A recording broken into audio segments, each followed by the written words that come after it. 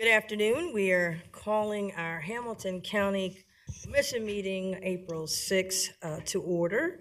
At this time, I ask everyone to introduce themselves that's on the dais. Christy Rischel, Assistant Clerk. Leslie Hervey, Clerk to the Board. Stephanie Summerall, Dumas Commissioner. Good afternoon. I'm County Commissioner Denise Driehaus. Jeff Aludo, County Administrator. Charlie Annis, Prosecutor's Office. And I'm Hamilton County Commission Board President Alicia Reese. Welcome to everyone. At this time, we're going to take a moment of silence, and after that, followed by our Pledge of Allegiance. During our moment of silence, all three of us attended yesterday the visitation of Officer Unwin, and got a chance to give our condolences to the family. We'd like to keep his family in our thoughts and prayers, as well as Mr. Dunson's family in our thoughts and prayers.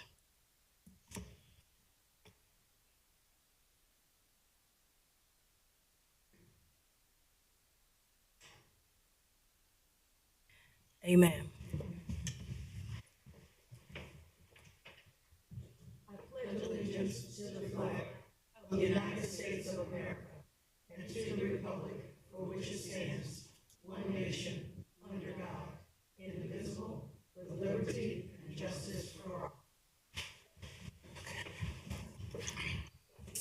I make a motion to approve the minutes of the previous session. Second. Commissioner Reese, Yes. Commissioner Driehaus, Commissioner Summer Dumas. Yes. We have a special presentation of a proclamation today recognizing National Child Abuse Prevention Month, and we will present this proclamation. I don't know if someone's here to receive it. Yes. Okay, Director Patton, if you would like to come forward. And we will read the proclamation. Proclamation in recognition of National Child Abuse Prevention Month. Whereas child abuse and neglect are issues in our community and throughout the country, Hamilton County Jobs and Family Services served more than 24,000 children and families last year. And whereas more than 2,600 children spent time in Hamilton County custody in 2022, more than 51,000 calls rang into the 241 Kids hotline, and more than 6,000 cases were opened for assessment and investigation. And whereas Hamilton County has more than 1,800 children and youth living in foster care and other placements, plus more than 400 who await adoption. Read the next one. And whereas Hamilton County families need and deserve support to help bring these numbers down, they need help with the broader issues, including poverty, domestic violence, and addiction, that exacerbate their vulnerabilities and can lead to abuse. And whereas JFS needs the community's help in preventing child abuse and neglect before they happen.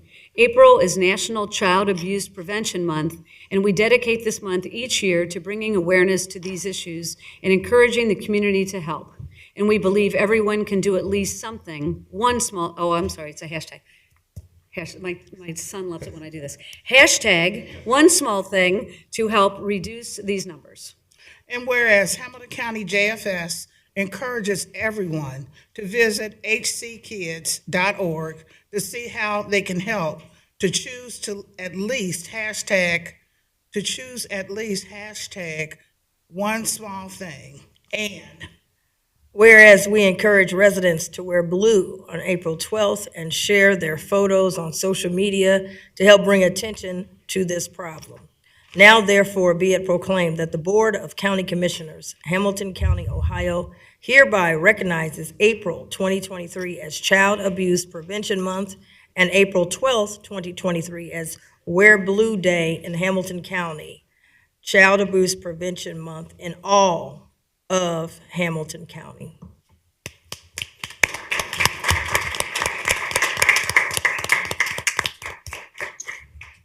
Director Patton. Sure. Thank you, Commissioners, for this recognition. We do this every year. And I just really want to make sure I highlight the staff that work in children's services every day on the front lines, keeping children in the county safe from abuse and neglect. Without them, we would be in a much more difficult set of circumstances. So as a director, I just want to make sure that the public knows that we have a really dedicated, committed, and caring group of individuals that work at Hamilton County Job and Family Services and do this work every day to make sure families and children have the services they need and that children are safe in our community. So I want to make sure that they are aware that I'm certainly appreciative of the work that they do every day, and just really appreciate the honor of this award today. Thank you. Thank you, and I think we're coming around to take a photo. Oh, I'm sorry, yes. Yes. Yes, Director Patton, thank you to you and your staff. I can't imagine having to do this work every day and hearing these kinds of traumatic stories every day related to the kids that come into custody through the county. So a big shout out and thank you to you, your staff, and to the adoptive and the foster families that are also part of that, and kinship families that are all part of the continuum of trying to keep kids safe in our community. So thanks for what you're doing. Thank you so much. Commissioner Dumas? Thank you, Madam Chair. I have been working in the field of child abuse advocacy since 1973, so about 46 years or so. I trained all the state advocates how to be client rights advocates. Did I add that up right? But I know it's 46 years. And so this has been my heart, and this is my mission and my vision to make sure our children are protected. So this is really close to my heart. So thank you and my colleagues for doing this every year. Thank you. Thank you, and I just please send a message from the board to all the employees. A very tough job to do, and I know it's daunting. So please send to all the workers that this board really appreciates them. I certainly will do that. Thank you, Commissioners. Thank you. We'll come around and take a photo.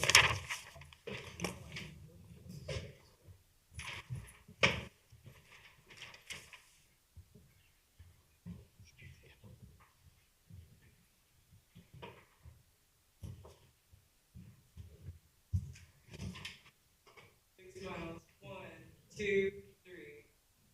Thank you.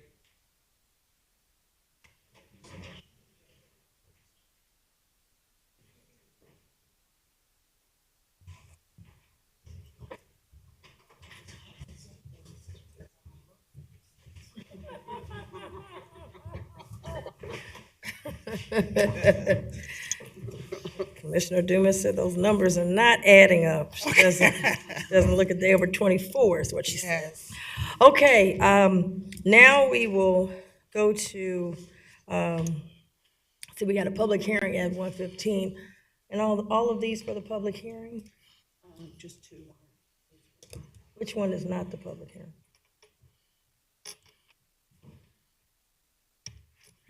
This one, okay. I think we have time. Let's go to the comments of the commission. I'm going to start with you, Vice President Driehaus. Thank you, and I will be brief. I too was going to recognize that we went to the service for Tim Unwin last night and recognize Mr. Dunson as well. We've lost a couple of people in our community, and we went and paid respect on behalf of the county commission. So we always do that when somebody that has served the public, especially a safety officer who was with the county evidently for a couple of years before he went out to the Hamilton Police Department and the Springfield Township Police Department. So a tremendous loss for that particular community and that family. So wanted to express my sympathies as well.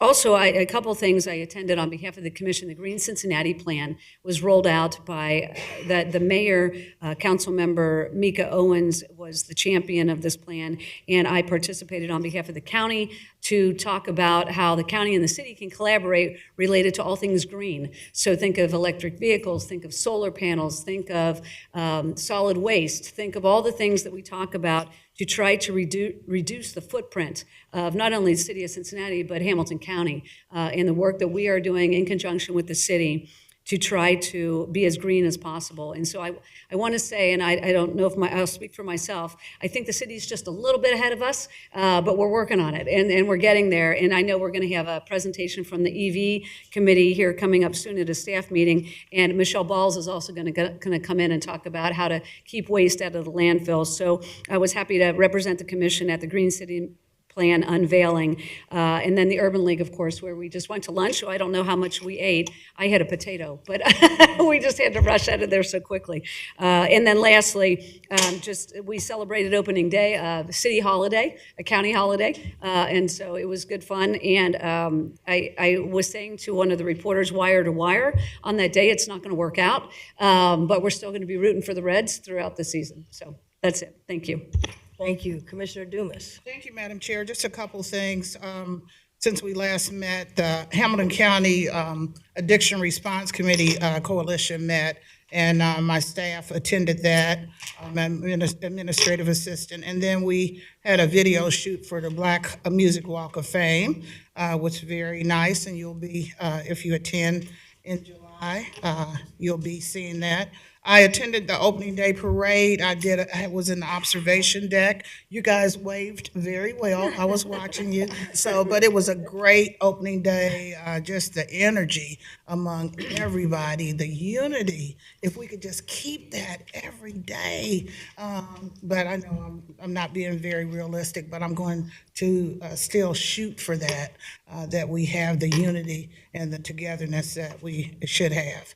I also, staff attended the reentry one stop in Forest Park with the 513 relief bus, and my understanding, people were well taken care of. Lots of people were helped, and I'm so happy to hear about that, and they'll be on the road again. I'm not sure where, but I also attended the Emerge Manufacturing groundbreaking ceremony where Cincinnati Gardens had been, and we went back historically about what used to be at Cincinnati Gardens, but the groundbreaking was Cynthia Booth, a Black developer, president, CEO. She's very well known in the business world here and abroad and just internationally.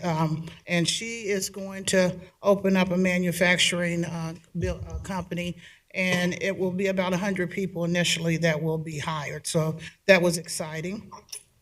Also, as what was mentioned earlier, I did attend the visitation, and I was just telling the brother and the sister, when people oftentimes when people pass, they tell you, just be strong. And I told them, you tell them, when they tell you just be strong, you tell them to leave you alone. And that kind of gave them a smile and a laugh to let them know they don't have to be strong. This is a hard, difficult time, not only for the family, but for our whole city, our whole county. And then I just came back, as we were saying, from the Urban League, Greater Southwestern Ohio, glorifying the Lions ceremony. In addition, this morning, Lieutenant Governor Houston had a Zoom call and talked a lot about infrastructure. And the state is looking at some big money, big projects that are coming this way. And we'll be looking also to make sure that everybody is included in that process. So that's all I would have, Madam Chair. Thank you. Couple things since we didn't have our meeting last Thursday. We did on last Tuesday, we honored Harrison High School girls wrestling team. They made history as the first team to win the OHSAA championship, and it was just great to have these young ladies here from Harrison High School who have made history in our county. Also, attended a small celebration for Jeannie Gallagher, and along with regarding her retirement with former Mayor John Cranley and Ohio Supreme Court Justice Pat DeWine, as well as myself and a few others. We were the first to help get the CDF going, and I want to really thank them for having me, and it was just great, all the work that Jeannie has done. Now we have a CDF fund and we have a affordable housing fund as well. So just happy about that. Also, also met with Judge Sanders, and I passed this on. I know this is a problem. We have an elevator problem in the county. They have it over there at the courthouse. We've seen it. The prosecutor's office has talked about it, and we have it over here. So I did pass that on to Jeff. We've got some major, we just can't keep fixing these old parts. We got to get some elevators that are working for safety purposes. And Jeff said he'll be getting back with us on a plan, hopefully, for that. Excited to have participated in the greatest opening day parade in the country, our opening day parade. And I was honored to be the honorary captain of the Reds for opening day. And I think we could have won that game if we just kept Hunter in 1 or 2 more innings. But they did not, and we almost got it, 5-4. So as a captain, I did pass that along, but that was a great day. Also, last Friday, I stopped by the 513 relief bus with the reentry one stop in Forest Park at the Word of Deliverance. And by the time I got there, it was really bad rain, but they had already seen over 300 plus people to help people there. So that was very good. I also was at the groundbreaking for Cynthia Booth, who is making history with this manufacturing company of PPE equipment, Emerge Manufacturing in Bond Hill, and her story is unbelievable. People who know Cynthia Booth has been in the corporate boards, owns several McDonald companies, and has been a groundbreaker for women and African Americans before it was even popular or recognizable. And it was just special to me because it's right across the street from where I lived for many, many years and have really worked to help to revitalize that area. So for her to be able to take what was once the Cincinnati Gardens with all the history and now turn it to a place that would have over 100 jobs, and her coming from Cincinnati Public Schools is just it's a win-win for the whole community. And I remember this board during the COVID, we were looking for a minority business, local owned, who could provide PPE equipment, and we couldn't find them anywhere. And so that will no longer be the case with Emerge coming in. And also she's groundbreaking as a African-American and a woman in the manufacturing business. So that's good. And I want to also commend the Port Authority, the City of Cincinnati, and Ready, and all the partners to help make that possible. But I also want to highlight that Cynthia Booth, when she bought the property, she paid cash for the property. That was a very big boss move. So congratulations to Cynthia Booth and the Booth family, and we look forward to seeing the ribbon cutting when that's built. Also, I got a chance to tour this week with UC Health, president of UC Health, CEO Corey Shaw. We toured the new emergency building that's being put together, and it's state of the art. And I want to highlight again that UC Health is one, we are very blessed to have their research and have the type of doctors that we have. We're number one. And I think we need to say that more often, because a lot of times we hear about other places and we don't appreciate what we have right here. So had a good time talking with them, also talking to them about their partnership with the 513 Relief Bus. We're going to start doing diabetes screenings for folks at no additional cost. So we got some good partnerships that'll be coming up with our good partners at UC Health. And then lastly, I did get a chance, all three of us, that's why we were running here, but we wanted to be supportive of the Urban League Lions. We always are. And they've got some great folks that have really deserved to be honored and are being honored as we speak. And want to give a congratulations to the new CEO, Christy Coons, who is leading that effort. And then also, as it relates to the Cincinnati Black Music Walk of Fame, very excited about it. Commissioner Dumas talked about being videoed, as well as I know Commissioner Driehaus has been videoed, but we also have augmented reality that's been videoed, so it's really cool to see that process come to life. So again, put on your calendars July 22nd for the grand opening. That will be free for everyone to come and enjoy. And the whole project, people will be free to be able to come down. So I'm excited to see that come to light. So that's what I have this time. We will go to our public hearing. Oh, we have one public comment that's not the public hearing, I'm sorry. William Jackson. William Jackson, then we'll go to the public hearing because everybody else is here for that. William Jackson, all right. William Jackson, you have 2 minutes. Hello, and thank you for the opportunity again. I've heard you talk on the radio before, just like Bill Cunningham, and it's kind of strange to see or experience things that you would like to speak to these people in person. That I don't think they couldn't act normal if they had to talk about that kind of stuff. And we're talking on a microphone, face to face. And Bill thinks he needs to have a gun in his pocket to talk on a microphone and drive from Kenwood to his home in Montgomery. And he's going to be buried next to Bob Castellini. And Bob Castellini can't show his face when I get in the office and want to speak to him and Phil. And I've put requests of that with the lawsuit I have against them. And that's where we're living in right now. And they came into my home to take away documents, federal documents in federal cases. And they think they have permission to do that too. And I'll be back next week, hopefully. And maybe Bill can start being a person who's actually a licensed attorney that you can find his face on site online, just like other attorneys. But if you call them, I don't think they're still practicing. They're talking on microphones like we're doing right now. I don't know how many of you have a concealed carry. They don't even think you need that according to Josh Bendel in Ohio anymore. Pawn shop owners, you could buy and sell weapons or whatever you buy off of their sites like Ted's Pawn. And they say, we're not responsible on the website. Who buys or sells these guns? And please sign up to chat with us in private, just like Edward Snowden does, who wants to come back and testify to Congress how our security was lost as a CIA person when he was working in the CIA through these computer systems that all these transformer people think they're experts. But Congress will not let that hearing happen themselves. And he's in Russia. He has a family now. He wants to have dual citizenship of Russia and the United States, just like King Joey has, the baseball player. And Congress denies him the right to have that hearing as well.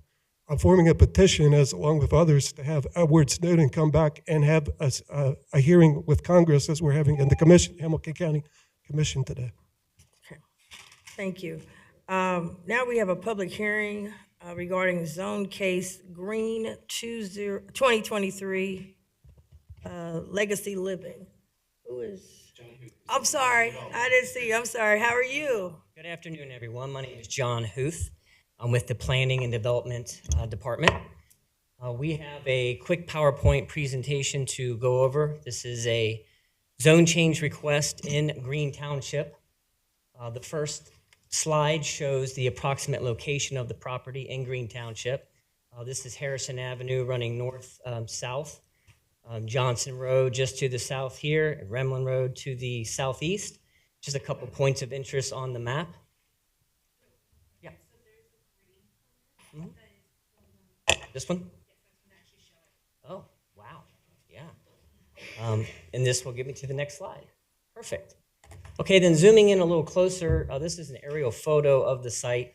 The site is outlined in red there. It's currently zoned for single-family residential, and the request is to rezone it for multifamily. The site is a little bit over 22 acres. So if approved, this zone change would allow a senior living development. That would include 54 memory care units and 55 assisted living rooms in the main building, which is located here. And that would be surrounded by 24 independent living units, which are these smaller buildings here. This is a phase 2 of the project, so that's also independent living units that could happen at a later time. Here's some elevations. This is the main building. It'd be 3 stories tall. Again, the main building as well. And then the smaller independent living homes that would surround that main building. And just a couple shots from Johnson Road where the access to the site would be gained. And then looking at a landscaping plan and grading plan as well. There is a large undisturbed area that's proposed along Taylor Creek, which is fantastic to help preserve that hillside. We also worked with the applicant to create kind of a larger buffer along the northern property line. So that buffer would include new landscaping and keeping the mature vegetation where they can. There's also been some discussion about emergency access out to Harrison Avenue. So we'd like to see that as well. And then just some brief things here. We did look at the comprehensive plan. This is the future land use plan map, the colorful map there on the screen. And this request is consistent with this future land use plan map. This request also could be made consistent with the zoning resolution through appropriate conditions. We did meet with the public back in December of last year. Staff recommended approval. The Regional Planning Commission recommended approval as well. The Rural Zoning Commission also unanimously recommended approval, and Green Township supports the project as well. So I will be available for questions. That's all I have. I was very brief, but there's a lot to this request. And again, I'll be here for questions. Thank you. Thank you. Commissioners, do you have any questions at this time?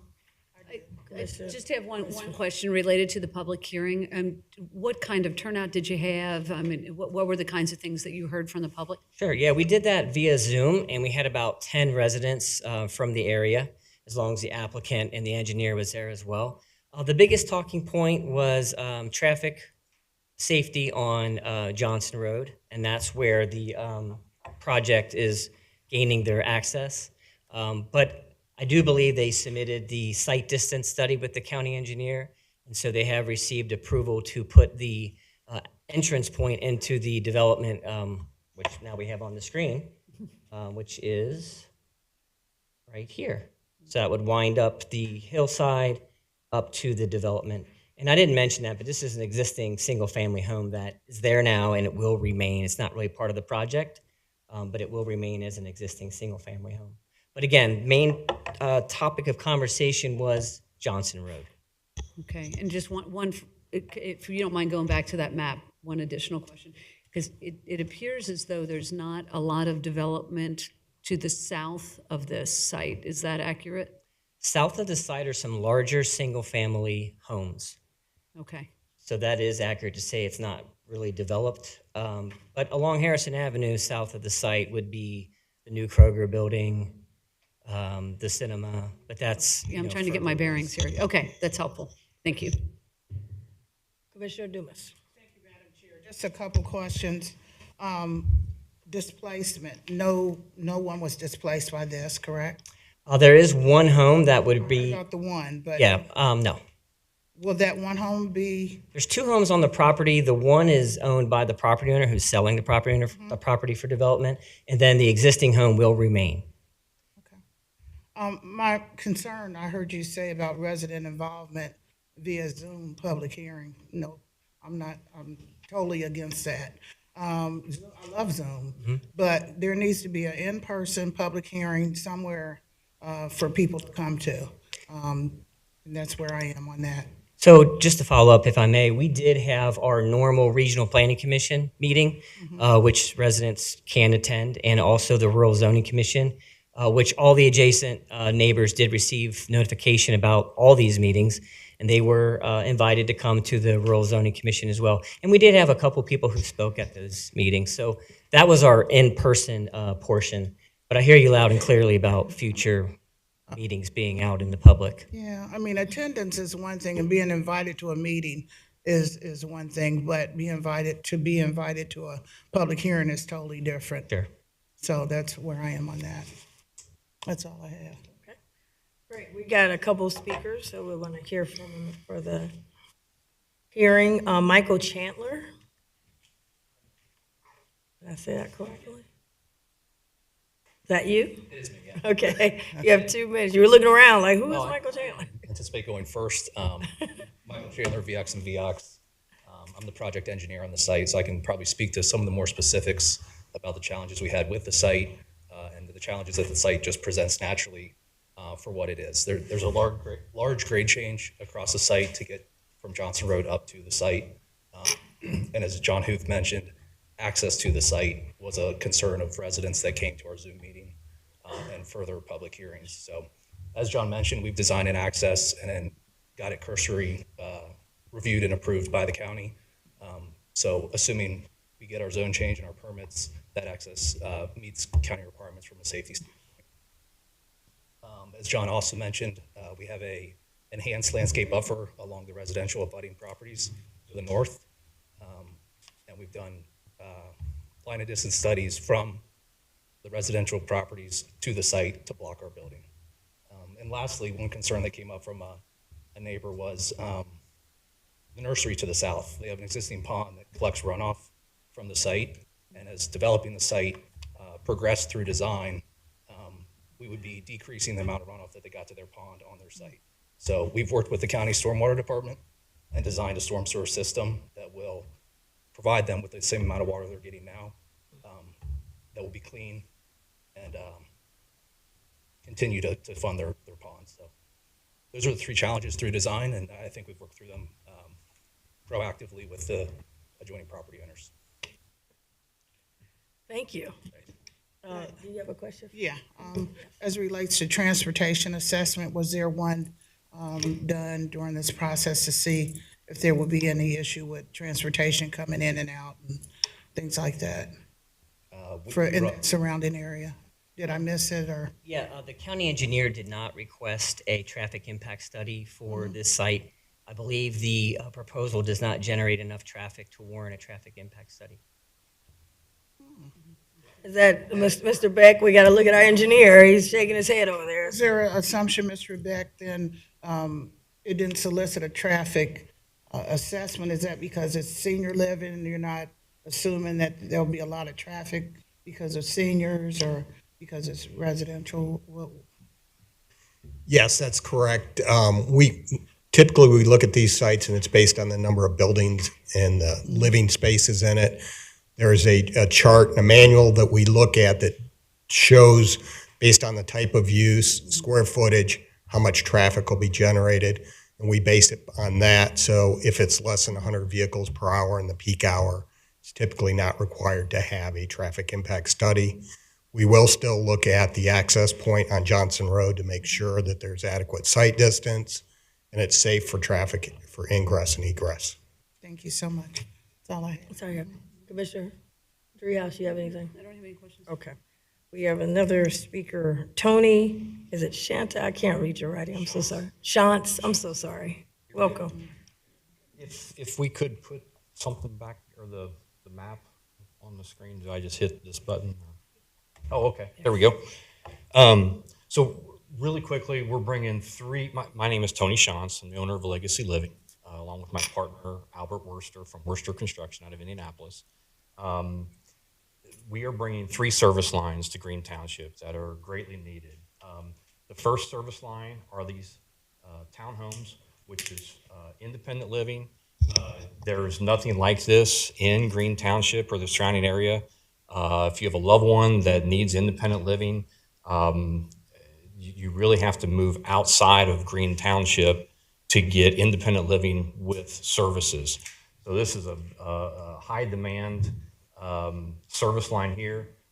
The other service line, the other 2 are in the main building, which is our independent and assisted living apartments. We are going to be the first in Green Township that offer private pay and home-based waiver services from the state of Ohio. So folks that do qualify for traditional Medicaid will be eligible to live in our community, which is really a first for Green Township. And then thirdly is our memory care area. Right now, if you need memory care services, there is a wait list for the other 3 providers in the area. A lot of folks have to go all the way up to Mason, Ohio, outside the geographic location, which makes it really hard for their families and loved ones to visit. So we're just really looking forward to bringing all 3 service lines to Green Township. And what's unique about this site is that, like all of our other sites, such as in Florence, Kentucky, and in the tri-state area in southeastern Indiana, we look for sites that have a lot of green space. Our residents that live in our communities love the green space, the trees, nature, and we do a really good job of preserving that, as Michael just shown and John shown on the previous slides. So it's going to be a gorgeous site, and the services are going to speak for themselves. So we're just really excited about it. Thank you.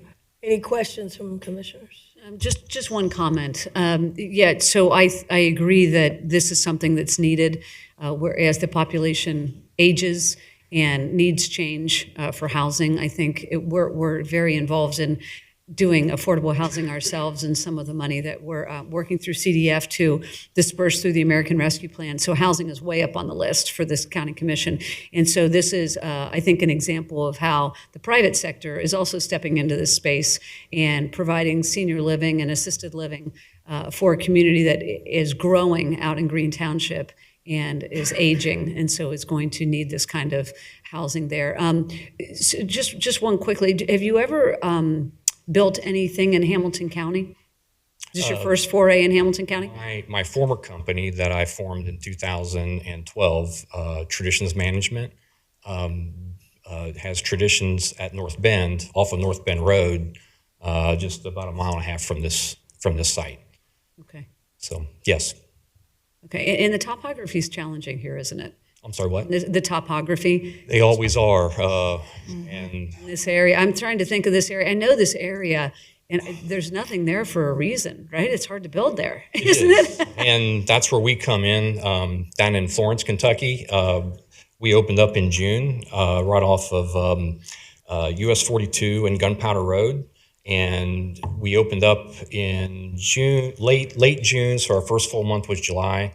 And we're currently at 90 occupied units out of 128, and we're projected to be full at 100% capacity by August. And again, like you mentioned earlier, we are the one of two builders that build new communities, 5-star communities, that when we market to 100% of the population. It's just not the wealthy that. And it's just a beautiful thing where 25 to 30% of our population in the main building are going to be on the home base waiver, and it's so nice to have a private pay person next to somebody on home base, because the home base waiver they're best of friends, and we're able to market to everybody in the community, which is something we've always been proud of. And I'm grateful that you're taking Medicaid. Yes. As well, just as a note. Thank you. Thank you, Commissioner Dumas. Thank you, Madam Chair. Well, you did it for me. And what I mean by that is when you say the services are not available where they live, they have to go so far to get it. And we know that they need those services. And also, as you get older, wanting to stay in your home, but you can't necessarily, but to be in the proximity of what you're familiar with is just an awesome thing. So thank you. You're welcome. That perspective. It's such a heartfelt thing where we can keep people out of nursing homes that are very institutional. Just they have to go to a nursing home because of their payer source. Mm-hmm. It's just a beautiful thing where they can go to a 5-star senior living community and live with their friends and don't have to worry about, because of their payer source, they can't afford it. So it's really nice. Thank you. Thank you for your testimony and telling us what is going to actually be there. So my dad lives in Green Township, so I know a lot of people there. The neighbor across the street are new, and her husband passed, and it became difficult for her to manage the home, and she wanted to stay in Green Township, but have something for senior. She became senior. So I don't think there's enough for seniors, and that's my one of my number one priorities, that they could still be independent, not go to that's number one thing. They don't want to go to a nursing home, and be able to be with their friends and be independent. Independence is so big with seniors. They don't want to lose their independence. So we don't have enough of it in Hamilton County. You're absolutely right, because we have 2-story houses or different things that you can't really access. But I like the part when you talk about the memory area, and then also providing the services right there. So you still have independent living, but you also have the services right there. And so, I always think about that. You treat your seniors right, because we're all going to be seniors one day. Right. And so I just want to thank you. You just said you were 24 yesterday. You were 24 2 minutes ago. Now you say, well, what about you? But the point is that we don't have enough of it. And so I just, very interested in this project. So thank you very much for your testimony. Appreciate it. Mr. Ludo, what's our next steps? I'm sorry. Sure. What's our next step? We ask that you close the public hearing, and our staff will produce the resolution for your next meeting. Okay. I'll make a motion to close the public hearing. Second? Commissioner Reese. Yes. Commissioner Dreehouse. Yes. Commissioner Summer Dumas. We do also have a by leave is dealing with this. Is this issue? Mr. Ludo, by leave number one, or is that something else? Says the word green on it. Yeah, there, Okay, so we moved to accept by leave one as the communication? Receive for the record, by leave one. We'll Second. receive. Commissioner Reese. Yes, Commissioner Dreehouse. Commissioner Summer Dumas. thank you. And I'm going to do by leave two, and then I'll turn it over to the administrator. By leave two is a resolution appointing Veda Stevens in my office as the interim chief of staff. I'll make a motion to approve. Second? Commissioner Reese. Yes, Commissioner Dreehouse. Commissioner Summer Dumas. Yes. thank you. Is everybody here for the public hearing? Y'all can leave if you want to, or you could, welcome to stay. We'd love to keep you. Yeah, you can leave, don't feel, I was gonna hold you for all, how many items we have here? Thank you. You're welcome to stay, though. We'd love to have you.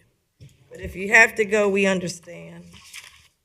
Mr. Ludo, I'll turn it over to your comments, and then if you will also do, I'd like to take us through the by leaves too.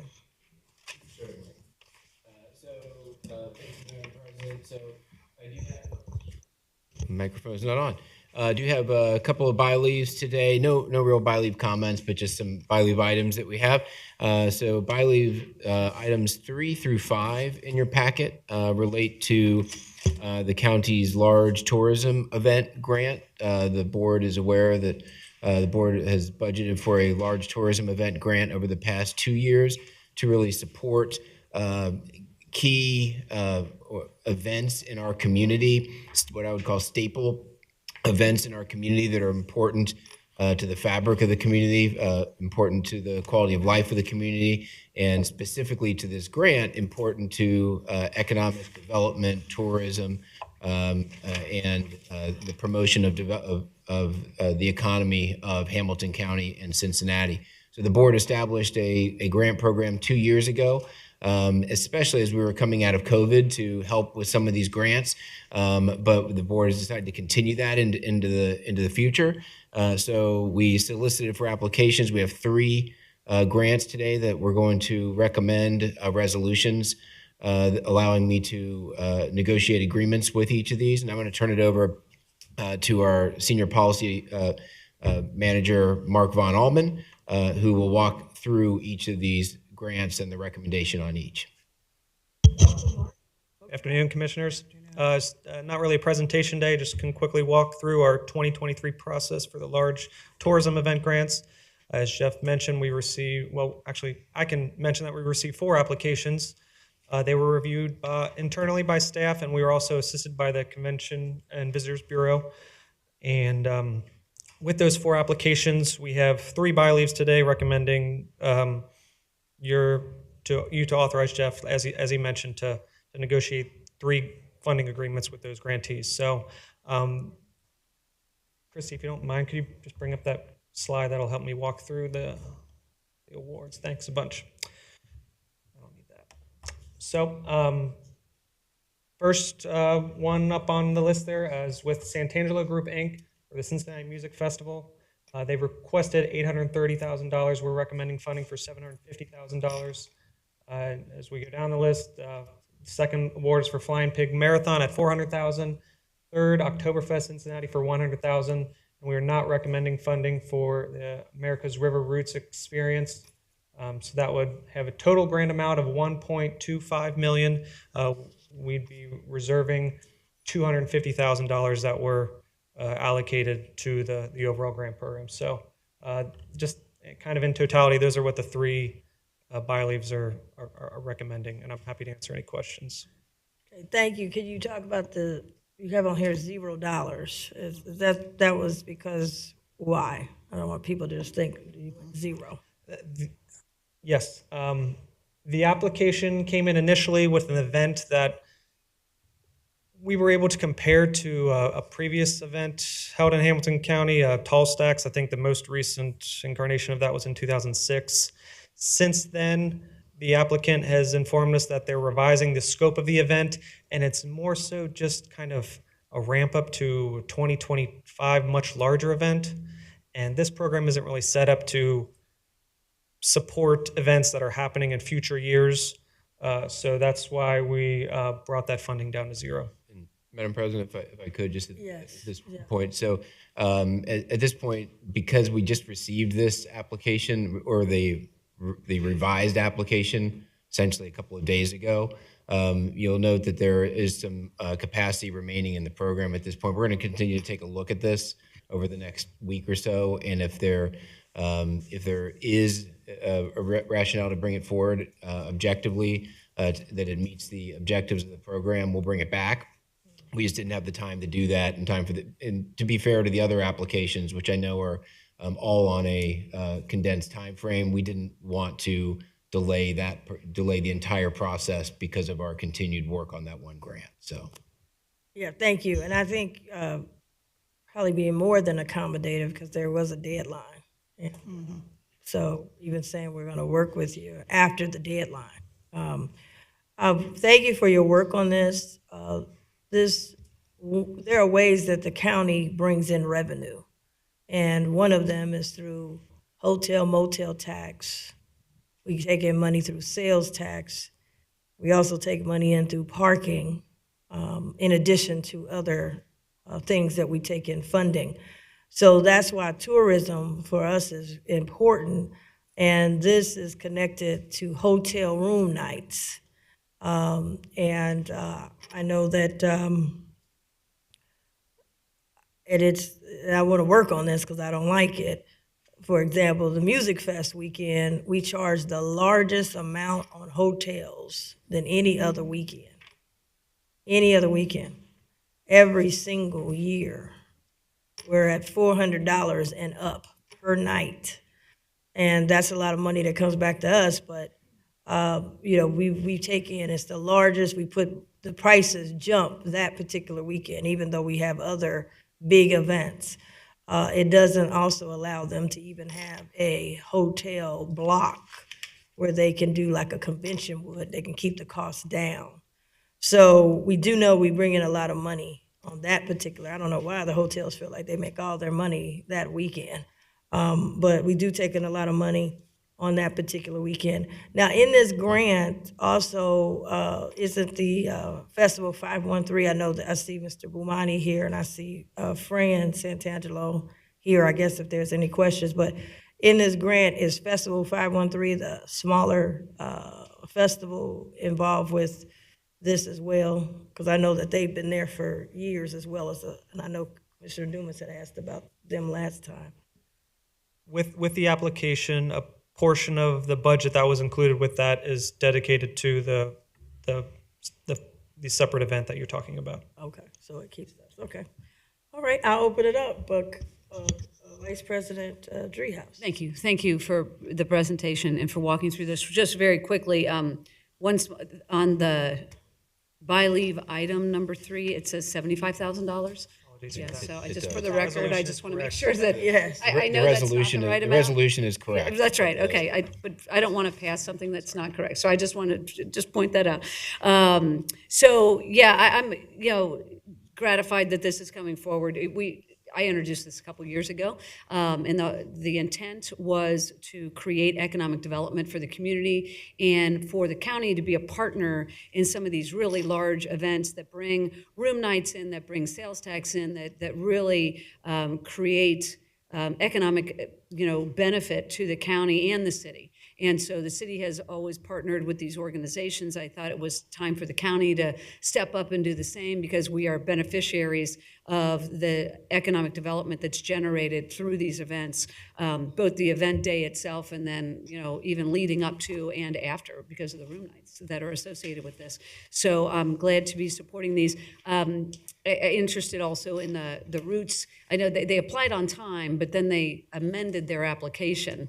And so therefore, not sure if they even qualify, right? There's certain criteria for the intention of this was to have pretty large events benefit from this. And so I don't know what is being studied, but I'll look forward to some kind of report out when you're finished with that to get a better understanding of the whether or not they met the criteria and how we deal with that. Since they changed it kind of midstream, right, on us. And so it's, it was hard to evaluate, I suppose. So anyway, but I'm supportive of these. I'm excited that they're coming forward and looking forward to the events themselves. Commissioner Dumas.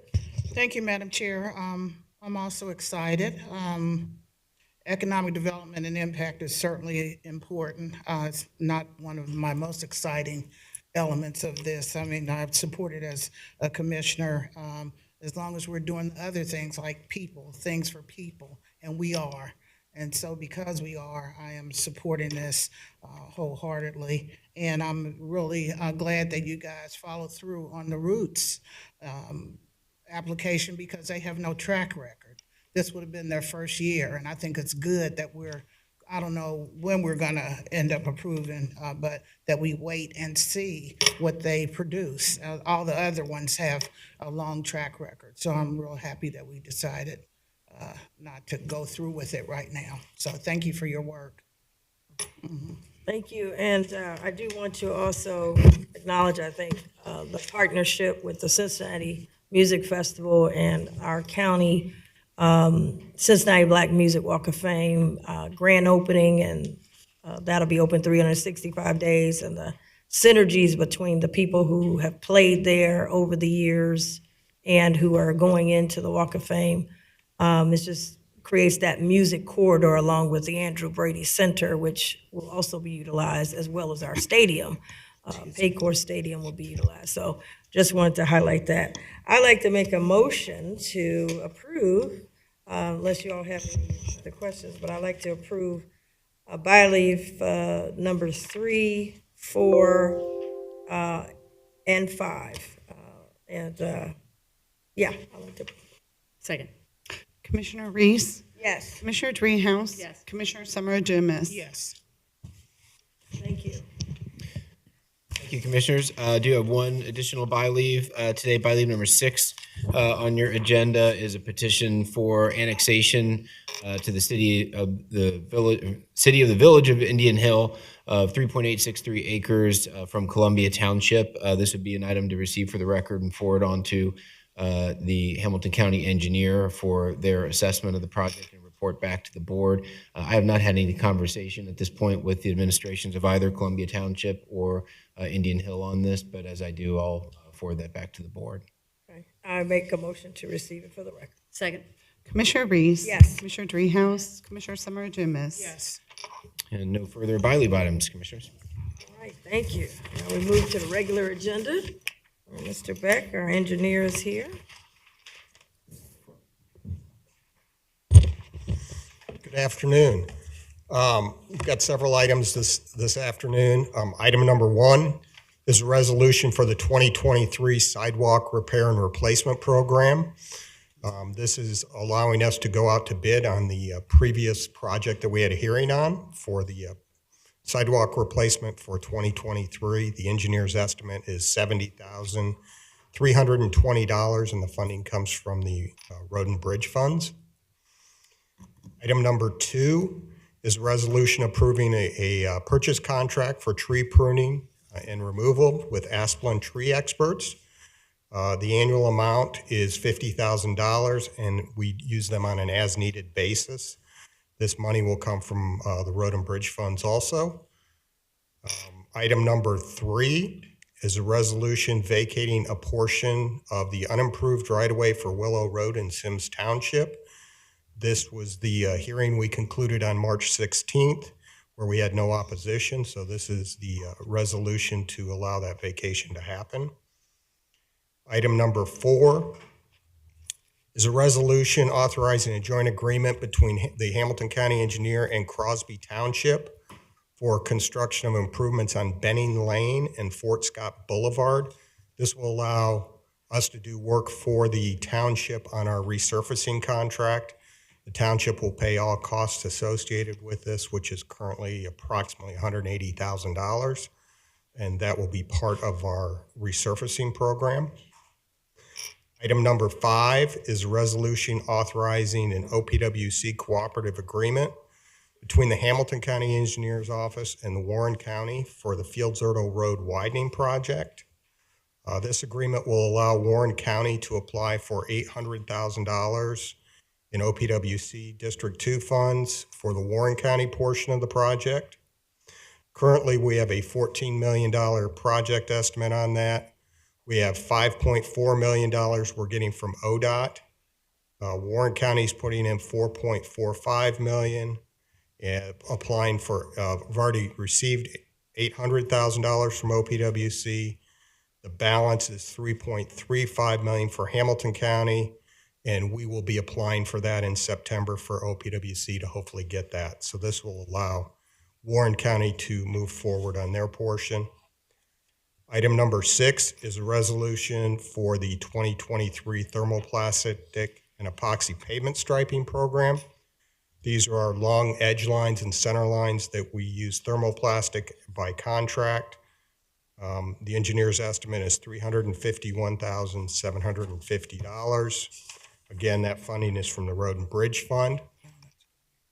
And finally, number 7 is a resolution authorizing a joint agreement between Hamilton County and the City of Wyoming for construction and improvements on Bonham Road, also as part of the 2023 resurfacing project.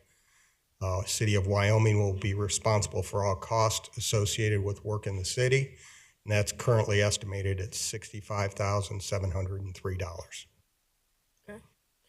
All right, we'll open it up. Vice President Driehaus, any questions? Thank you. Commissioner Dumas? Thank you, Madam Chair. Just a comment. It's just really great how we're leveraging our monies and to see the zeros. But when we don't see the zeros, that we're working in partnership and collaboration with other counties and other villages and townships, and that's how it should be. And so that's great. And it has a lot to do with Hamilton County and the tradition that we have as engineers. So this is just great that we're able to not have to put all the money in. So thank you. That's our goal. Thank you.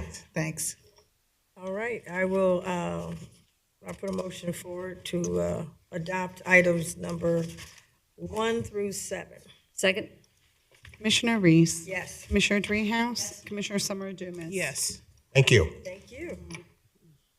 We'll go to the item number, well, I'll turn it over to Administrator Aludo, who will walk us through the calendar. Thank you, Madam President. And I'm going to turn it over to a couple of folks here shortly, but just a quick note.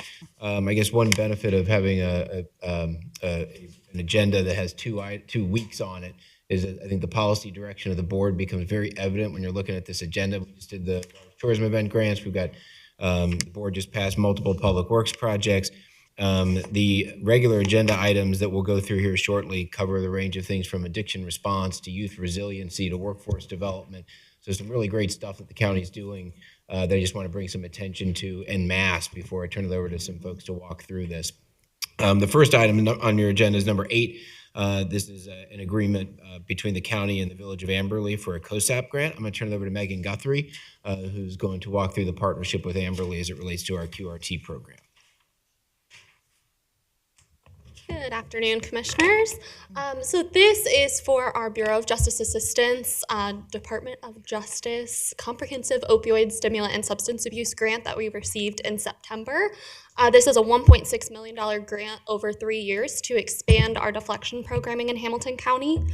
So for those that are familiar with the QRT model, it is a co-responder model of sending law enforcement and behavioral health specialists out into the community to provide a response to not only substance use, but also expanding to include mental health, homelessness, and other quality of life concerns as well.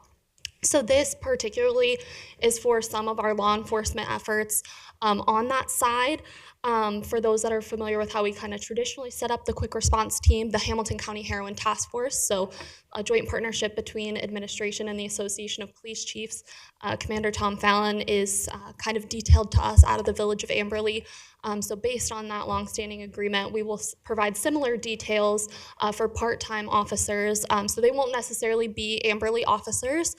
They're coming from a wide variety of different jurisdictions, so Norwood, Terrace Park, some Amberley, but really gives us the ability to have part-time officers fill a full-time role and be able to provide that support to the team while they're out in the community.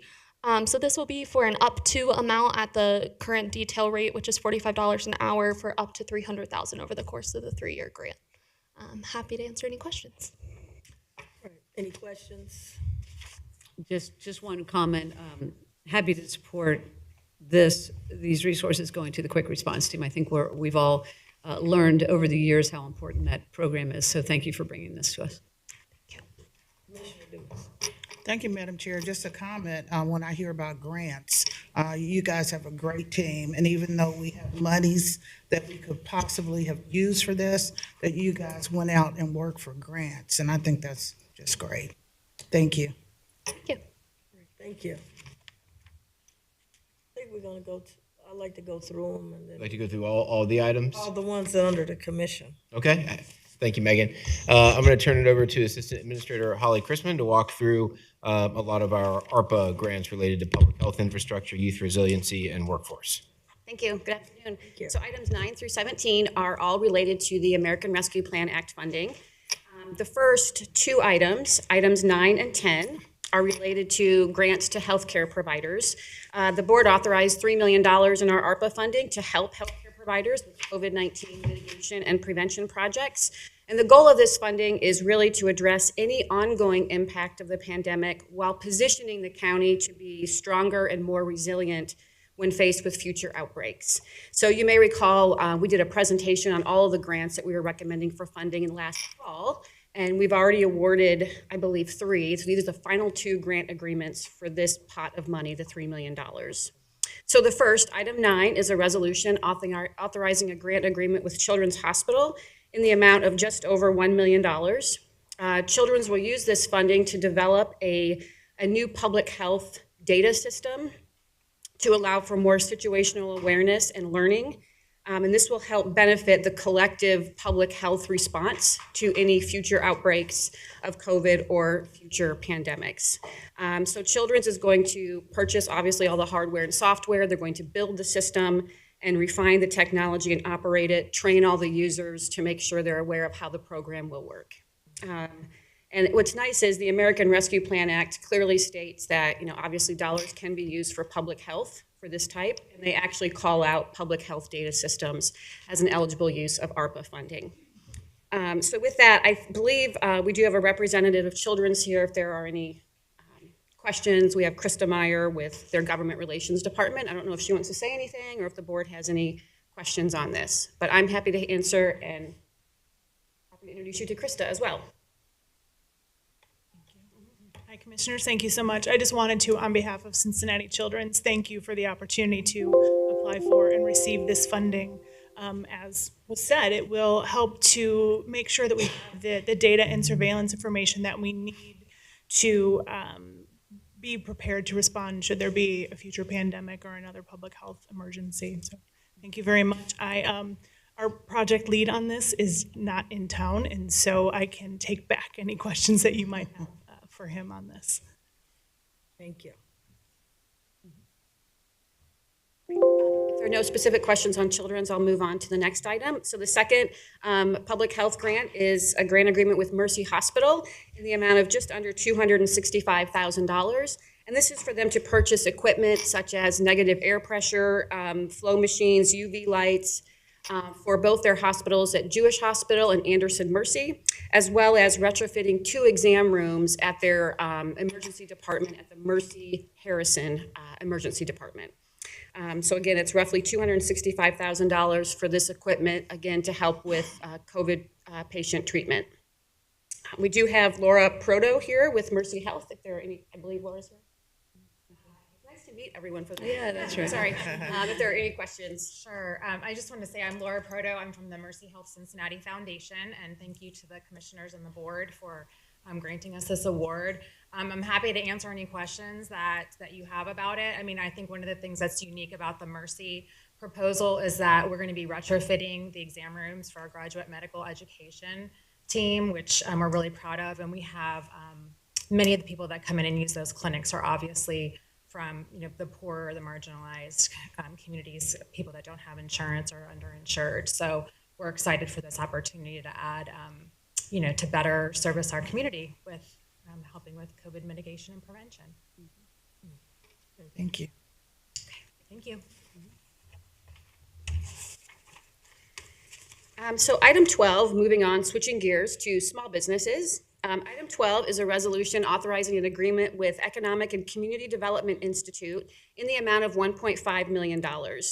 Just as some background and a refresher, through the experience of the three small business rounds of, three small business grants that we did see a lot that small businesses, while they excel at their craft, really struggle with some back office functions. Specifically, we saw with the grants, IT and financial and accounting systems. So in an effort to continue to support small businesses and based on the learnings we had, $1.5 million in ARPA funds is allocated to help small businesses with these technical back office services. And we're excited that this will hopefully help small businesses be financially sustainable into the future. We're excited. The agreement with ECDI will provide expert services, one-on-one services to eligible small businesses to include marketing, accounting, IT, legal, social media, websites, helping with certifications. And this program will be marketed as one of the offerings under the Office of Small Business. We do have eligibility requirements that we're finalizing right now to kick this program off. But the goal is to serve at least 500 businesses through this program, and it will extend through October of 2025. We have a long runway to provide this service through our ARPA dollars. I'm excited that we do have Douglas Craven here with ECDI, who's the Vice President of Strategic Partnerships. He's been great to work with as we finalize this program in bringing forward the program to you today. And we'll answer any questions, I think, if you have any. Commissioners, good afternoon. Thank you so much for inviting me here today. ECDI, as a nonprofit, is the #1 SBA small business microlender in this country. In the state of Ohio, we have served more than 32,000 entrepreneurs. What we'd like to do is create access to ongoing technical assistance and capital, patient affordable capital, to all entrepreneurs. We're just really excited to join the already vast ecosystem of support services here and join the ecosystem. Thank you. Thank you. Thank you. I do have some questions. Yes. Thank you so much. One of the things I just want to ask, I've done a lot of work in this, and I want us to be #1 in small business. Everybody said they got small business, but sure, how do you become #1? Everyone's selling French fries, but how do you become McDonald's? And so our goal is that, and a lot of these programs that we have with small businesses, if you're a small business, you don't have time to go to a lot of programs because you're losing money. Mm-hmm. And a lot of the partnerships, I looked in here and I asked Mr. Aludo about it. What I don't want to happen is a lot of these programs, they already get funded. They got state funding, so they're getting, I just want to make sure we're not double paying for the same report. In other words, I got to give a report because I got money from the state, but then that same report, I'm getting money from the county and I'm giving them the same report.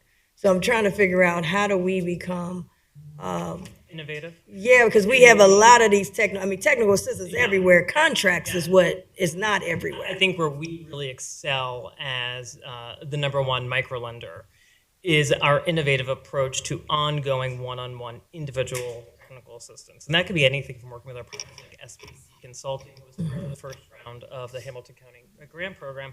We're able to work with their team of legal assistants. Their whole legal team is minority female entrepreneurs. ECDI is an organization, if you look at our portfolio of over $160 million lent out since 2004 to small businesses, 80% go to minority-owned businesses and women entrepreneurs. We're really trying to level the playing field, but more importantly, find those innovative services that are really going to help them and not get them out of their business. No one wants to sit in a classroom for multiple hours. They want to get information quickly, they want it to be accurate, and they want to create sustainable jobs. And that's what we really try to do at ECDI. Gotcha. And how would our grant be different? You're already doing that, okay? If Exactly. we can give you a grant, what would we be? Your grant is allowing us to really bring together the ecosystem and connect the dots. We're going to work closely with Greg Forte over at the Office of Small Business, working with African American Chamber and SBC. More importantly, they're going to have access to free services. So when they go through and they're working up to 20 hours with one of the consultants, they'll come back to ECDI and they'll be able to access any of the services at ECDI at no charge. And that could be anything from a professional advisor. Mentorship is really a critical need right now, as well as access to QuickBooks. Okay. Yeah, thank you. I just want to keep our eye on this because I know, familiar with the African American Chamber, they have a contract to do this kind of stuff. And then you have Alloy, they got a contract to do this. So I'm really, that space is very, very crowded with everyone saying they're helping technical, but then the need still. And where I don't know why the need is so great if we got so many people doing it. Yeah, and I understand that. And I think where we're able to connect the dots is that end piece of that patient access to capital, which the other organizations are not able to do. And so what we're trying to do is take someone that's underbanked or unbankable and get them that pathway to bankability, which unfortunately is so many businesses as we go through the pandemic. Gotcha. I like the sound of that. Thank you. Any other questions, Vice President? Just a comment, and I think this item in particular shows the flexibility of the administration. As we've done, as you say, 3 rounds of small business grants, what we learned was, first of all, through COVID, so many of the small businesses couldn't access the PPP because they just didn't have the capacity to apply quickly enough. They were either unbanked, they didn't have a back room that could apply for that money because they were out front working the business. And so we needed to capture those that were unable to get those dollars, and that's what we tried to do, and we did do through the 3 rounds. But what we also heard during the rounds was that so many people didn't have the back room services to do the application to begin with, or respond to an audit if they got audited. And so we wanted to take some of the pressure off the small businesses to allow everybody to apply. Small, very small businesses, even 10 and 5 and fewer. So we learned this through the process, and I think I just want to credit staff and thank you for your partnership with us to get this out the door, because I think we found that this was a need, and some folks were being left out because they couldn't provide this kind of assistance, this technical assistance. So I really appreciate the partnership that you're bringing to this. I'm very, very glad to see this launch. Thank you so much. Commissioner Dumas? Thank you, Madam Chair. I think, Holly, you may be able to answer the question for me. As you look at our application process, as we said, this is our 4th round, so it's extremely important to us. But the small businesses that have already received funding, and you maybe haven't figured this out yet, will they be, you don't have to even answer it now, I just would like to know, are they eligible to receive additional funding if they've already been funded, even though the services are different? So I'd like to know that. In addition, if we could have some sort of table that shows what Alloy provides, because they talked about one-on-one assistance and walking you through the process, as was mentioned earlier. I'd like to see what they, on paper, what they provide, not versus ECDI, but I'd like to see the similarities as it relates to that. Thank you. Thank you for those questions. First of all, I do think, and I think Douglas may have alluded to this, there is a vast ecosystem of help out there for small businesses. I think what I've learned in my short time at working with small businesses is sometimes it's hard to connect in and know where to go because you're so busy trying to run your business. So we do have a list made up, and so we'll be sure to get that to you and who does what. In terms of the small business grants, this is for back office technical assistance. We have the 4th round of small business grants under develop right now. So we'll be bringing that criteria forward hopefully in the next month. So we don't have that yet. But when it comes to this program for this one-on-one technical assistance, we are going to try and prioritize those businesses that received grant funding from us during the first 3 rounds. I think we as a county have already invested in those businesses. We want to reach out to them first to make sure they're aware of this program and that they can take advantage of it. Okay, sounds good. Thank you. Thank That's all you. I have. Thank you. Just want to remind that one of the goals that I think is missing, the county, we always fund a lot of things. I mean, for years, we've been funding, not maybe different things, but a lot of things. What we haven't done is put a umbrella around one stop. We all over here, we over there, everybody get a grant, and they run off, and everybody do their own thing. And then people walk around and say, what did the county do? We're not interested, at least I'm not in that. I'm interested in a small business office with an ROI that shows we had this many businesses on this month, this year. We got this many this year, and now they're writing about us around the country. This is the place to come for small businesses. So just wanted to highlight that.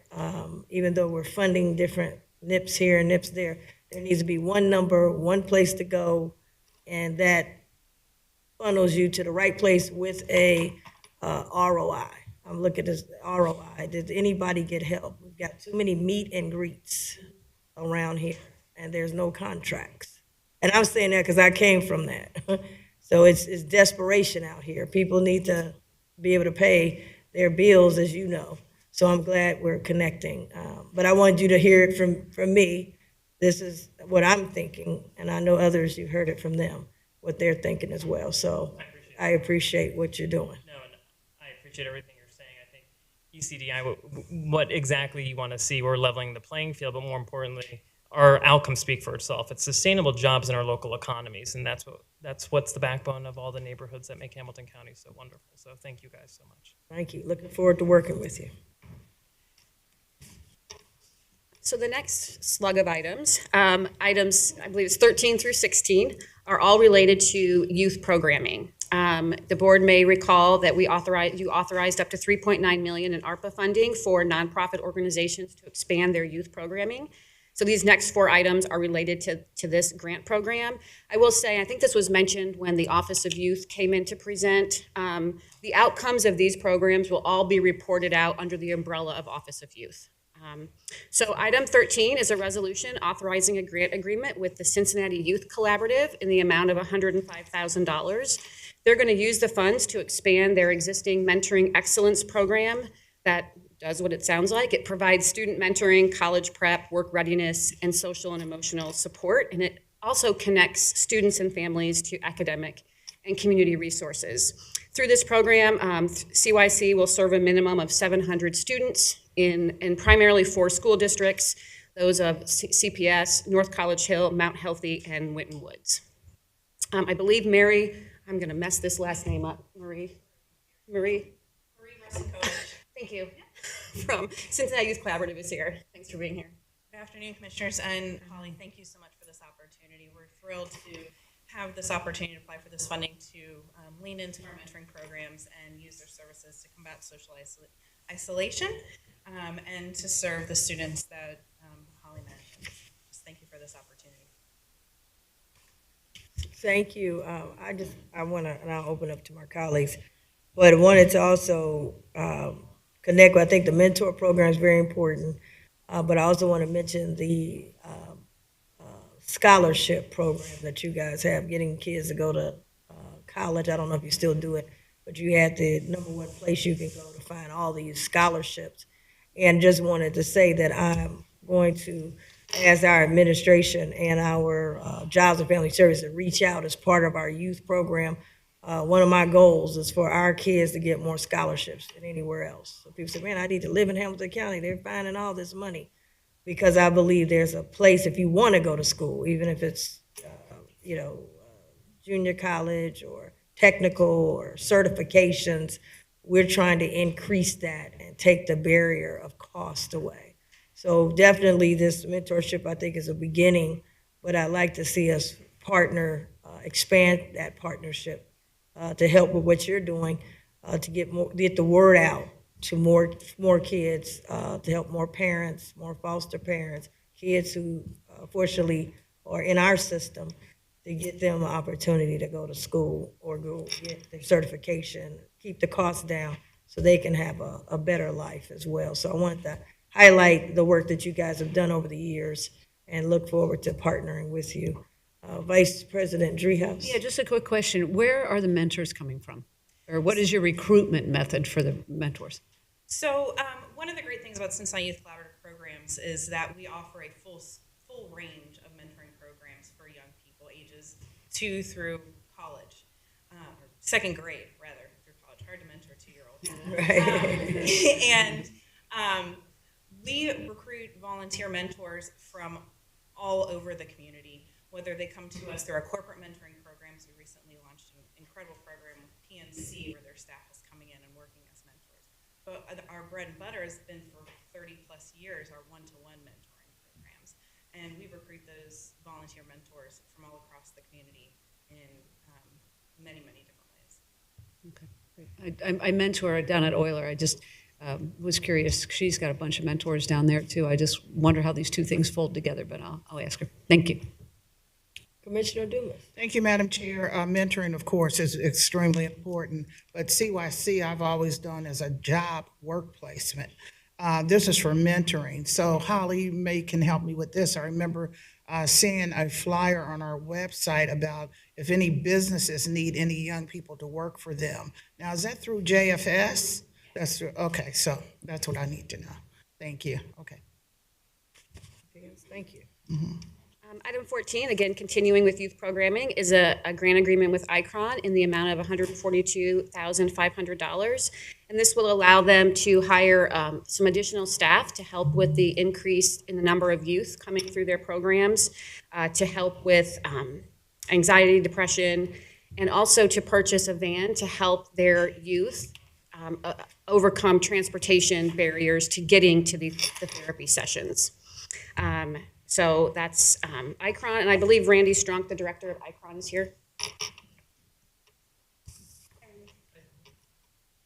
Good afternoon, Commissioners. Thank you again for the opportunity to help us to expand more of our services to youth. We've definitely seen a lot of youth with pandemic-related disparities, social disconnectedness, increased anxiety, depression, for some trauma.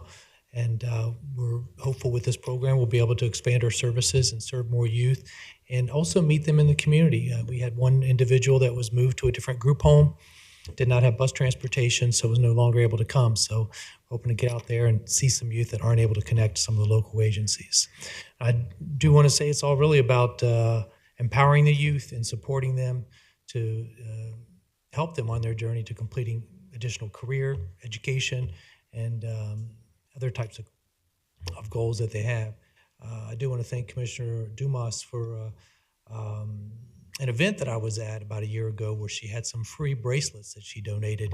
And I picked one up and my daughter snatched it and put it on, and you're helping empower her. It says, be strong, be brave, be badass. And so she is taking that and running with it. So it's definitely something to empower her. And thank you again for helping to empower all the community members here in Hamilton County. Thank you. Over there for commissioners? No questions. Should do Sure, just have a- got some more bracelets? I do. I was going to say the 142,000. How much is that for the van, and how much is for staff? Because you certainly need. I could imagine that you need more staff. But do you know what? Not percentage, but is it?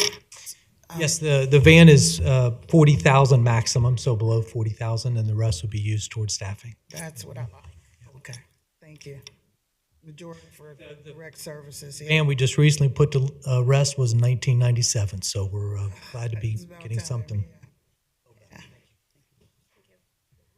Item number 15 is a resolution authorizing a grant agreement with Kennedy Heights Arts Center in the amount of $74,708. And I have to say, I had never heard of this program, so I was pretty excited to read about this. These funds will allow the center to expand their Youth Jazz Cincinnati program that provides jazz instruments, free jazz instruments, training, and performance opportunities for CPS students at no cost. So this is an after-school program. The students receive free transportation from school to the Art Center. They receive meals as well as the weekly music lessons. This expansion will allow them to focus on 40 4th through 6th grade students who have never played an instrument before. So I think that's pretty exciting. Again, this is one of the few programs I hadn't heard of before, so it was neat to learn about it. And I believe Ellen Muse Lindeman is here, who's the executive director. Thank you so much to the county and the commission for supporting this program. Part of the reason you may have not heard of it is we started the collaboration with Cincinnati Public Schools in 2018 with just sort of a pilot project with about 20 students, and it's grown exponentially even during the pandemic. We held on to every one of our students throughout the pandemic years, even when we were having to switch to virtual. And so we've been able to expand each year and now serve 4th through 12th grade students from Cincinnati Public.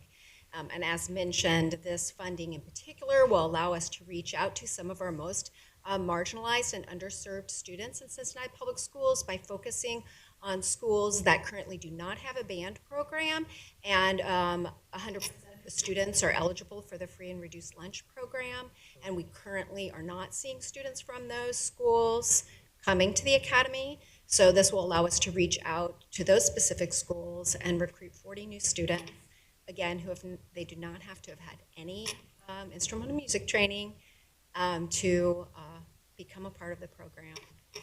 And so really thank you for your support. This has a huge social and emotional impact, as well as helping these students thrive in their music ability. Awesome. Well, thank you very much. I remember many years ago, all of our arts, when I was on city council, we were funding only downtown. And we said we want to get the arts out into the neighborhoods, and Kennedy Arts was the first. And it started at a house that you still have, and then went on down. And that kind of opened the door for investment in arts in other neighborhoods. And I'm just happy to be here to support this. Again, I want to see more of our young people being able to be in other extracurriculars, playing music, learning how to read music.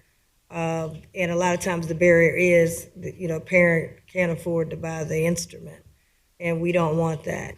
We've got an incredible symphony and a number of other opportunities, and really that's what the Cincinnati Black Music Walk of Fame is about. A lot of these folks came from the neighborhood, had to teach themselves because they didn't have a lot of these programs, or they had them in schools, and not all of the schools have them anymore. And you hear their stories of how they got an instrument, and someone along the way helped them. And so we're getting the next generation started as well, and they became writers, et cetera, and legends. So I'm excited about this program. Good to hear about this, what you're doing, and helping the students, and would even look at what we could do even more to get more students involved in learning music. So I want to thank, and I like that the fact that you're taking people who never did it to introduce them to something new. I wish I had kept playing the flute. I hate I stopped.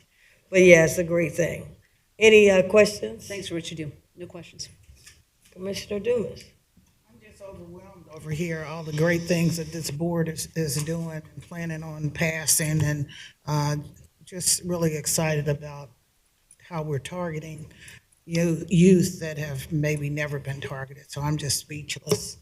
It is a nice approach to hear from the organizations. It really is, Holly. So this is it. It is good to hear from them, to hear what you're doing. I feel real good up here. Thanks so much. Thank you.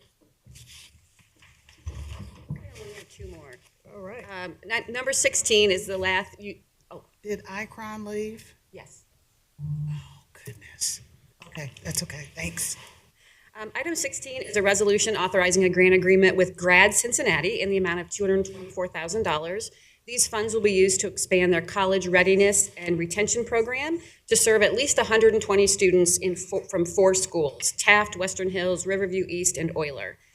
Students will work directly with mentors to help them navigate the college application process, scholarship applications, college orientation, the summer bridge programs. And the mentors will also provide support through the first 2 years of college to help the students with that transition.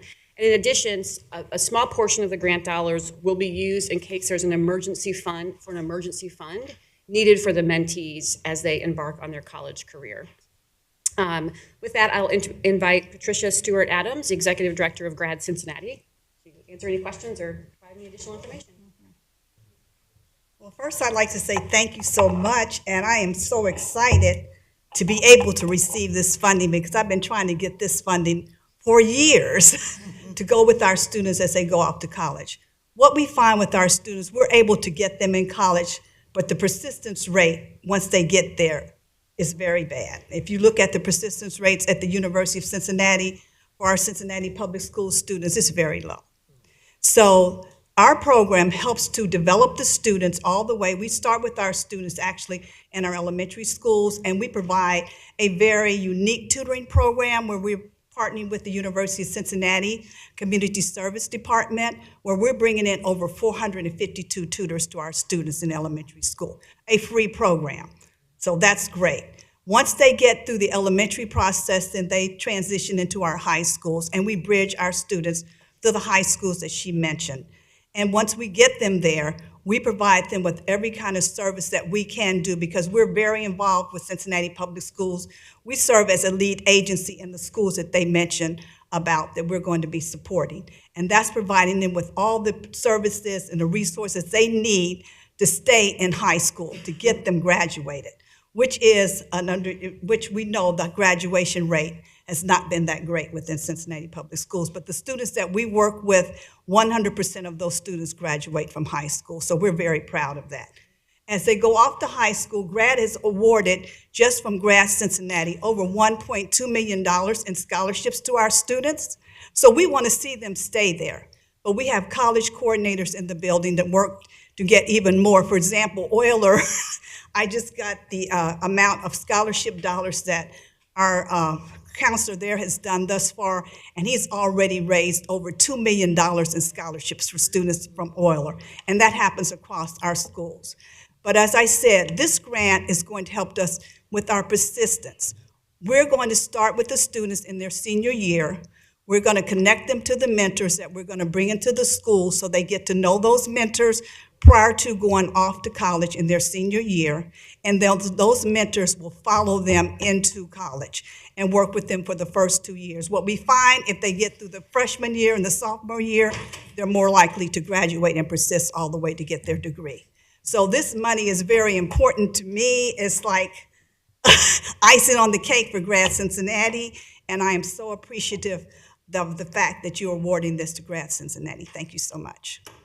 Thank you, and thank you for your work in that. You're absolutely right, getting there. You gotta help them get there, but then you gotta help them stay. It's very difficult. The first year of college is depend on where you go, and it's totally different. You're on your own. Yes. You have somebody on top of you like that. You have a syllabus, so it's good to have you and others to stay on top of. What we're finding is that once they get in college, they were coming back to work with, they wanted to come back to the counselors they were working with before, but those counselors are already working with the other group coming up, so this is going to take some of that off of the services off of those counselors that we already had, and we can put them on the new counselors that we're going to be hiring to work with the students. Awesome. Commissioners, anything? Just quickly, good to see you. Thank you for this program. So I know you said the four high schools. I can't remember what they were. What are the four high schools? It's Euler, Western Hills, Taft, Riverview East, and also Virtual Academy. Oh, okay. We just started working with Virtual Academy this past school year. Okay, all right. I think, yeah, you're hitting it on the, we've got programs to get folks to college, but you got to keep them there. So thank you. Thank you for your work. Thank you. Thank you for your support over the years. There we go. I appreciate that. Yeah. Or open it up to Commissioner Lewis. No comments, other than it sounds like a great program, so, yeah. Awesome. Thank you. Thank you so much. My last item on the agenda, I promise, is, again, ARPA. This is focused on workforce development. So again, we're expanding workforce development training programs with our ARPA dollars. The board has already approved several of these, but we're bringing them forward as the grantees sign the agreements. So the last one I have is an agreement with Block Ministries in the amount of $74,527. This will expand their Teaching Kitchen program, whose goal is for participants to gain culinary experience and then find jobs within the food industry. So they'll use the funding to purchase more equipment, to fully train youth, as well as add an instructor to provide additional training sessions for adults. So Any questions? I believe Stephanie Russo with Block is here. If there's any questions. That's right.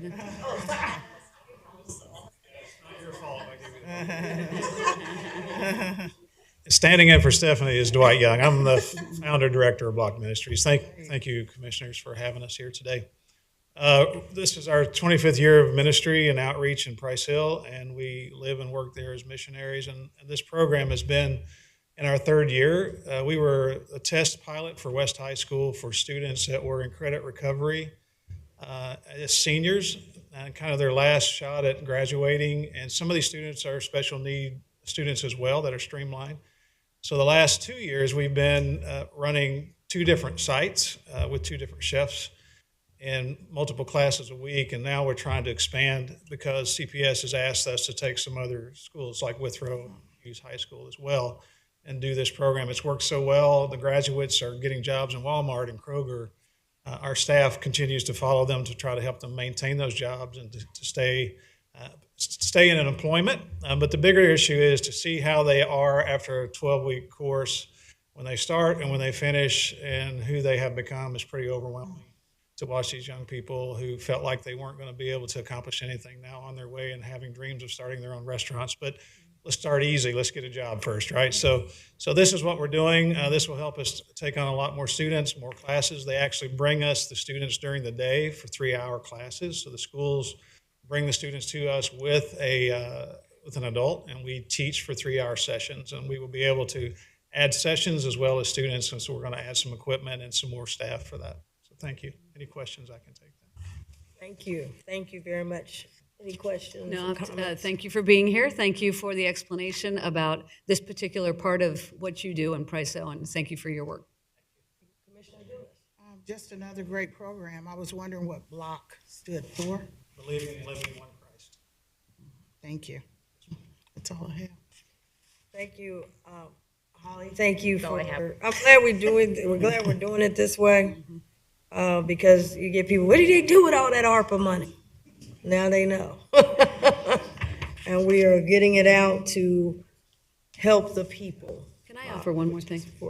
Yes. I just want to, I know there's a committee behind the scenes making recommendations and piling through all the applications that come in. So I just wanted to thank, can you remind us who serves on that committee? I knew you should have.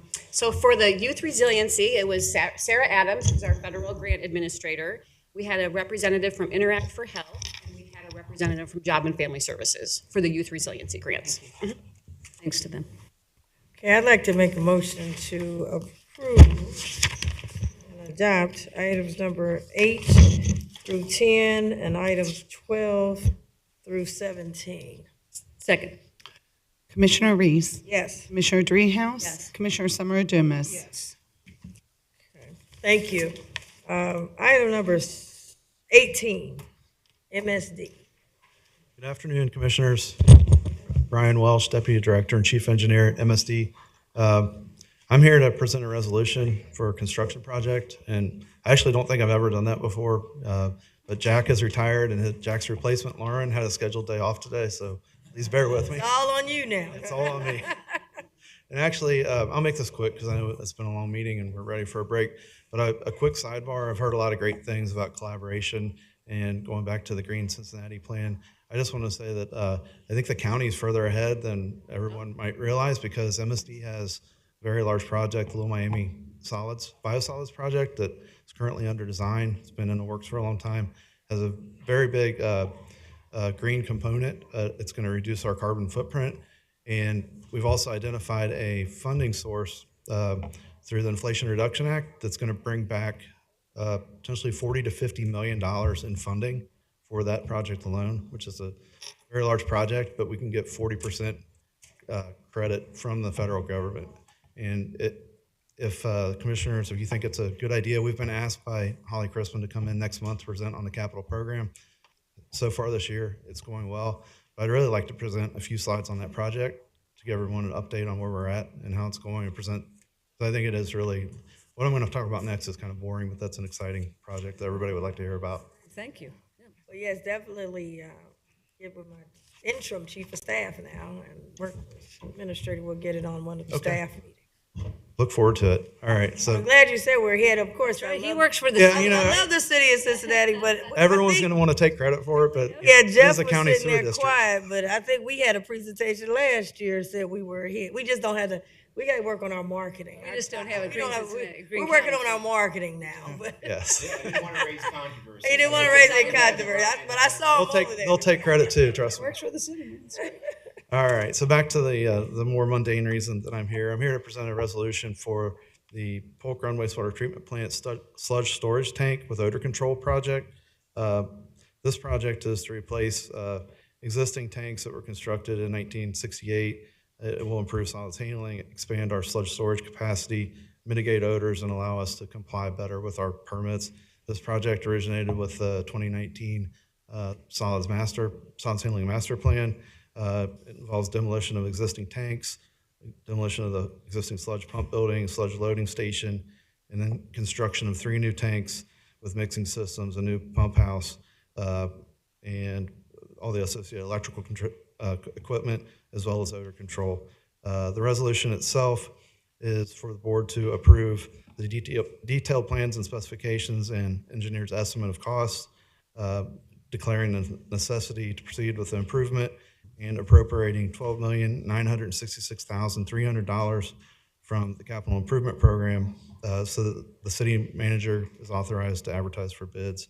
And I'll just add that this is actually at a lower cost than what was in the approved 2023 budget back in December.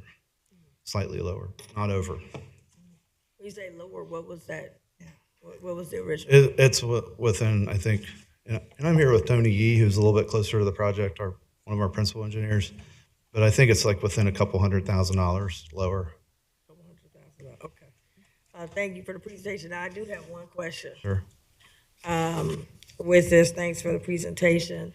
Now, it is no fault to you all, but based on what happened before, the new stuff is breaking down. The old stuff has been lasting longer. I just want to make sure we're not dealing with that company. This is something different, But no, it's not that kind of risk on this project. but not that type of risk. Okay, I have to ask. Yeah, I'm glad you did. I got to ask. Because it's old school versus new school, and old school is winning. These are concrete tanks that are crumbling, so. They won't be. Okay, Yeah. I'll open it up, Vice President. Yeah, just a couple questions. Where is this facility? I'm sorry, this is in Sims Township near Loveland. Do you, in some of Like our Upper Road. previous public hearings related to MSD, do you remember the couple of folks came in and testified related to Polk Run? Does that ring a bell for you? No, different? Okay. All right, I'll follow up It's not ringing a offline. bell for- Because I remember a public hearing, it was in a church, it was a number of years ago, and there was some comment related to Polk Run, and I will, let me do some digging before. Okay. I mean, I'm supportive of this. This is a huge project, and a huge dollar amount, but I think it's obviously necessary, and I'll support it. I just can't remember what the testimony was related to Polk Run, but don't recall it either. I'll talk to you offline about it. Thanks, Ryan. Thank you. Commissioner Dumas? No comments. All right, I'll make a motion to approve item number 18. Second. Commissioner Reese. Yes. Commissioner Dreehouse. Yes. Commissioner Summer Dumas. Yes. Thank you. Thank you. We'll go to the consent agenda, ask Mr. Laludo to walk us through it and give us financial items where necessary. Thank you, Madam President. So just walk through these at a high level. Item number 19 is as the board is aware, we have a Board of Elections reserve that we budget for to even out the expenditures for Board of Elections that can vary wildly depending upon the scope of elections in a given year. So this is a transfer to the Board of Elections reserve to accommodate for some revenues that they'd received. That's item number 19, $722,290. Item number 20 is what is called budget adjustment number 6 in your packet. This includes budget adjustment for several things, including a transfer related to One Ohio for sheriff's addiction response services and QRT services. There are several items related to sheriff grants. There's an item related to a transfer within River City for a food contract. And there are several transfers related to the county engineer for various engineer projects. We have 2 items on 21 and 22, which relate to energy contracts. The Board of County Commissioners contracts through the County Commissioners Association of Ohio for the cooperative purchase of both electricity and natural gas. We've been doing this for several years. Have saved over, I believe, since '01, I believe, saved close to $25 million on that through that cooperative purchasing arrangement. Item number 23 is a resolution authorizing an amendment with Tango Card Inc. to increase the amount that we have for the purchase of Amazon gift cards to help children's services families. We have 2 vehicles, 1 motorcycle, 1 Ford Explorer being purchased by the Hamilton County Sheriff's Office. We have, and those are at $22,000 and $36,000 respectively. We have a resolution P049-23 relating to ITB 005-23. This is our annual concrete waterproofing related to the interior plaza at Paycor Stadium. This is the first of 2 phases. The next 2 phases are going to be the outside plaza as well as the facade. We also have item number 27, which is the award of ITB 103-22 for $125,800 related to the construction of or the renovation of the lobby and break room at the 911 center. We have multiple JFS items on your agenda. I believe items 28 through 40 are all JFS items. The first is an amendment to the agreement with the Workforce Council of Southwestern Ohio to add in-school youth services for over 2 years to that contract at $1.4 million. We have item number 29 is an agreement with Marie's House of Hope out of Dayton for $100,000 for group home services. We have an agreement with Talbert House for youth employment services at $3.4 million. Item number 31 is a resolution related to credit card usage at JFS. Item 32 is an item related to Harbor Behavioral Health, a contract with Harbor Behavioral Health, also for the youth employment program at $1.6 million. We have item number 33, resolution with SJO Kids for independent living services. That facility for $500,000. That facility is located in Cincinnati. We have a resolution with Hope Haven for girls for group home services at $593,000. That facility is in Dayton. We have a resolution of an amendment with Osterline Services for Youth for residential treatment services at $460,000. That facility is located in Springfield, Ohio. We have a resolution with Children's Center of Ohio for $100,000 for residential treatment. That facility is in Patriot, Ohio. We have a resolution for group home services with Future Promise at $150,000. Again, that's group home services facility in Cincinnati. We have a resolution for an agreement or for a renewal of an agreement with My Brother's Keeper for group home services out of Cincinnati for $300,000. We have a resolution for residential treatment services with Youth Villages, Inc. for $201,000. That facility is located in Memphis, Tennessee. And we have a resolution for an agreement with Health Wealth Labs, LLC, doing business as Any Lab Test Now, for substance abuse screening or substance abuse screening for $250,000. Planning and Development has 2 items on the agenda. Item number 41 is a community development block grant agreement. This is with Elmwood Place for a parking lot renovation near their business district at $80,000. The board heard a staff meeting presentation on this back in December. This item is now, the contract has now been reviewed and approved by both the county and Elmwood Place, so it's ready to come forward. We also have an item, a community development block grant item related to our fair housing services.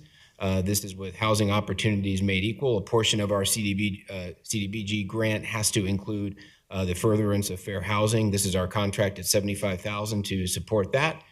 We have the sheriff reporting no objection to 2 liquor permit applications, one travel request, which is item number 44, of 3 employees in the coroner's office to Denver, Colorado. And that is your consent agenda, commissioners. Happy to answer any questions. Thank you. Wanted to go back to item number 20, the budget adjustment, and just wanted to, one point of clarification. In here, there's River City Corrections. There's been a lot of thing to ask us to, I guess, oversee it or do something about it. And you've indicated that the board, we have no authority. This is is this one of those, can you explain why we are voting on any money going there? Yeah, so as a community-based correction facility, that funding comes through the county, not from our general fund, but through the county. And but the board is because it is the budgeting authority, budgets for those dollars, but there's no authority there to oversee the operations of the River City Correctional Facility. It's just a budget transfer within items. I'm sorry, within line items. So we're just a pass-through. Correct. Wanted to make that correction because I saw that and I asked that question. The other thing I just want to highlight, Elmwood. So I hear a lot of people say, you didn't do nothing for Elmwood. We've got something in here for Elmwood. I'm happy to see that for Elmwood. CDBG dollars, as well as housing opportunities made equal as well. So those are the things I wanted to make sure that we brought some attention to as well. With that, I open it up. Vice President Driehaus. Thank you. I just wanted to highlight items 21 and 22. These are an example of how we are partnering with the CCAO to reduce costs for Hamilton County taxpayers related to energy. So we hear a lot from the engineer about partnerships, which was noted earlier, but this is another good example of how we're constantly looking for ways to reduce the costs for Hamilton County as we partner with other agencies. So I'm glad to see those coming forward. That's all I have. Commissioner Lewis? I had no questions on the consent agenda. Okay. I make a motion then to adopt items number 19 and accept for the record those that need to be accepted. 19 through 44? Second. Commissioner Reese. Yes. Commissioner Driehaus. Yes. Commissioner Summer Dumas. Yes. Okay. Any other comments before we go into executive session? Madam Chair, if I could just make a comment. The gentleman from iCrime mentioned about the bracelet that people that I meet, they still have their bracelets. So I just wanted I asked my chief of staff if he could get our bag of bracelets. And so I put some in the back with positive things. And if you'd like one, you're welcome to have one.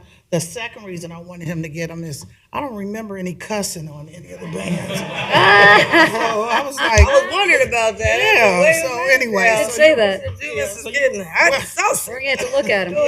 Yeah. Do a little double check it. So that's all I had. Okay. Anything else? No. All right. I'd like to make a motion for us to go into executive session pursuant to RC Section 12122 G2 to consider the purchase of property for public purposes. Second. Commissioner Reese. Yes. Commissioner Driehaus. Yes. Commissioner Summer Dumas. Yes.